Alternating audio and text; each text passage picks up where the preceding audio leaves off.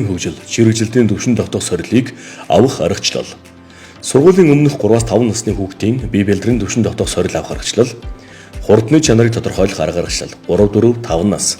Хурдны чанарыг 10 метрийн гүйлтээр тодорхойлно. Хэн хурдан бай тоглоомын аргаар гүйлтийг 10 метрийн дэгш талбайд босоо гараанаас гүйцэтгэж туулсан замыг секундээр хэмжинэ. Барайнд цээжээр орсноор тооцно. Хүчний чанарыг тодорхойлох аргачлал. 3-4 нас. 3-4 насны хүүхдийн хөлийн хүчийг туулайн шиг үсрэг тоглоомоор зураасыг давж өсрүүлэн тодорхойлно. Гарааны шугамнаас эхний зураас хүртэлх зай 20 см, 3 настай хүүхэд 5 зураас хоорондын зай 35 см, 4 настай хүүхэд 10 зураас хоорондын зай 60 см байна. Хүчний чанарыг тодорхойлох аргачлал. 5 нас. 5 настай хүүхдийн хүчний чанарыг байрнаас уртад харайх дасгал буюу хол харайцгай тоглоомоор тодорхойлно. Хөлийн өлмийг шугамд тул зогсооно. Харайлтыг гүйцэтгэхдээ гарын савлтаар 2 хөлөөс түлхэн урагш үсэрнэ.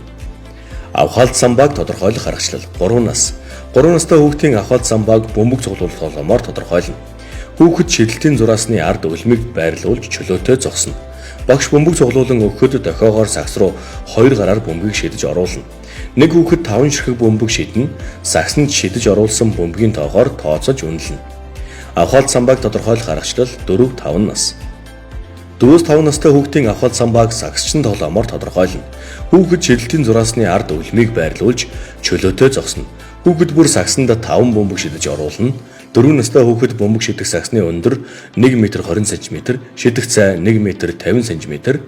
5 настай хүүхэд бөмбөг шидэх сагсны өндөр 1 м 30 см, шидэх цай 2 м байна. Тэнцвэрийн чанарыг тодорхойлох аргачлал. 3 нас. Талбайн голд 3-аас дээшгүй хүүхэд бие биедээ саад болохгүй чөлөөтэй байрлаж зогсно. Багш дэглийн хөлөө өргөөрөө дохиогоор баруун эсвэл зүүн хөлөө өргөн улаараа өвдгөнд нааж тэнцвэрээ хадгалан гараа өргөж хөдөлгөөнгүй зогсно. Хүүхэд хэдэн секунд тэнцвэрээ хадгалж зогссоноор үнэлнэ. Тэнцвэрийн чанарыг тодорхойлох аргачлал. 4 нас. Талбайн голд 3-аас дээшгүй хүүхэд бие биедээ саад болохгүй чөлөөтэй байрлаж зогсно. Багш тогруу хөлөө өргөөрөө дохиогоор баруун эсвэл зүүн хөлөө өргөн өлмийг өвдгөнд нааж тэнцвэрээ хадгалан гараа алдалж хөдөлгөөнгүй зогсно. Хүүхэд хэдэн секунд тэнцвэрээ хадгалж зогссоноор үнэлнэ. Тэнцвэрийн чанарыг тодорхойлох аргачлал. 5 нас.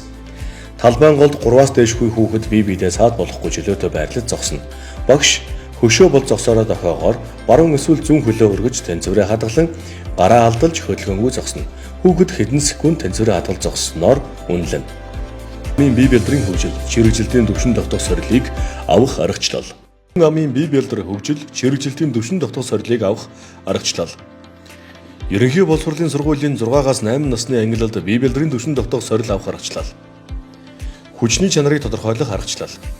Хүчний чанарыг байрнаас уртад харайх дасгалаар тодорхойлно. Хөлдөө мөрний хэмжээний зай авч шугамын ард зогсно. Харайлтыг гүйцэтгэхдээ гарын савлттайгаар 2 хөлөөс зэрэг түлхэн урагш үсэрнэ. Хүүхдэд аль болох хол харайхыг ойлгуулна.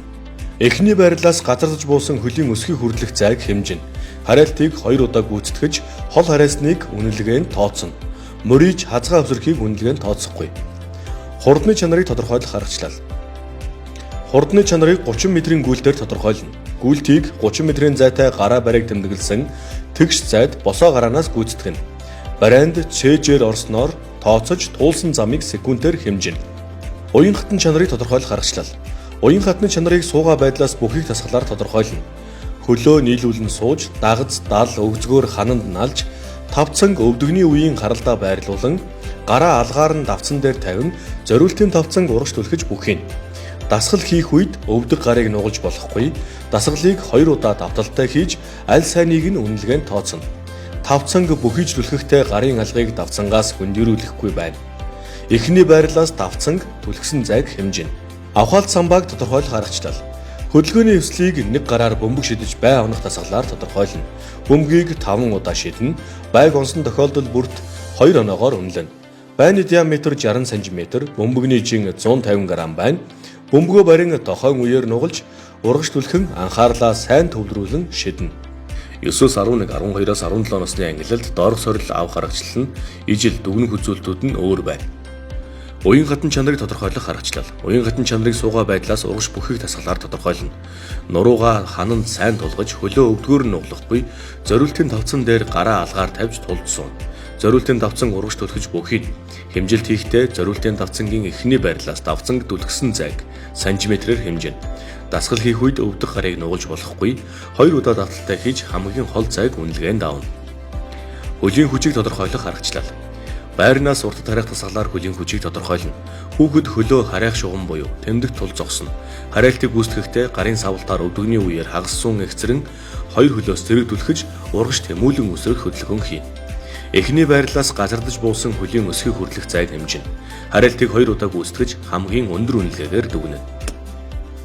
Гарын хүчийг тодорхойлох аргачлал. Гар дээр сунах тасгалаар гарын хүчийг тодорхойлно. Дасгалыг гүйцэтгэхдээ биеэ чигээрээ гар дээр тулд сунаа. Хөлөө баг зэрэг салгаж болно. 30 секундэд сунаалтыг хэдэн удаа зөв гүйцэтгэснээр тооцов. Хурдны чанарыг тодорхойлох аргачлал. Хурдны чанарыг 50 м-ийн зайд гүйлт хийх тасгалаар тодорхойлно.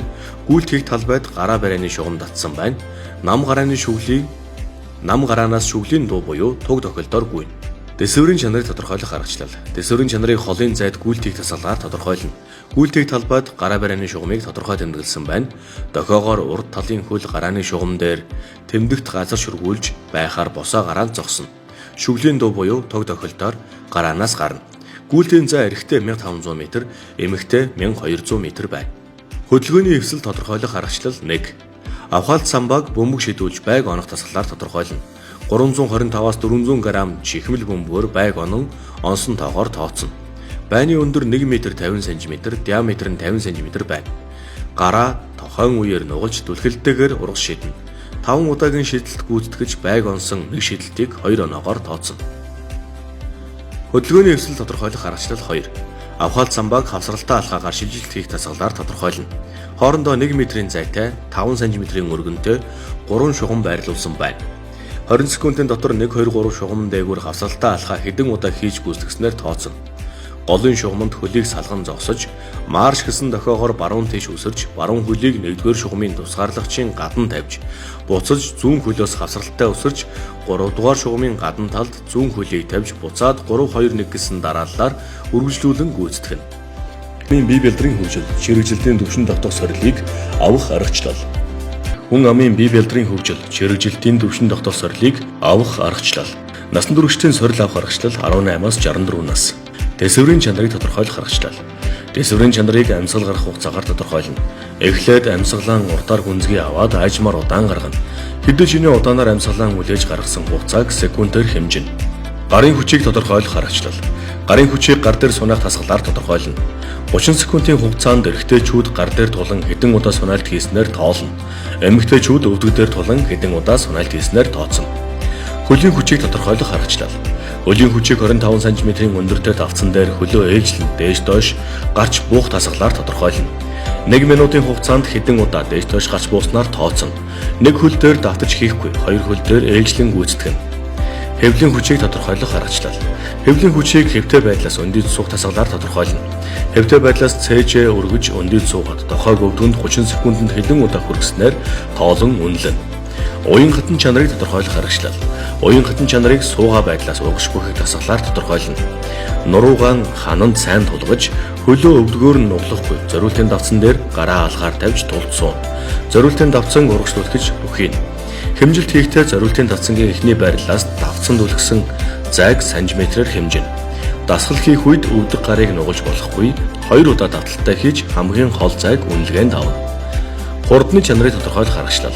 Хурдны чанарыг 10 секундын хугацаанд байранда дороо гүйх тасгалаар тодорхойлно.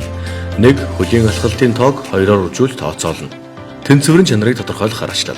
Тэнцвэрийн чанарыг 50 см-ийн диаметртэй тойрогт гараа урагш өргөн нүдэн аним байранда алхах тасгалаар тодорхойлно. Сорил өвөгч дотроо 50 удаа тоолон алхаж тойргоос гарч алхсан бол арын хөлнөөс тойрог хүртэлх зайг хэмжин үнэлнэ.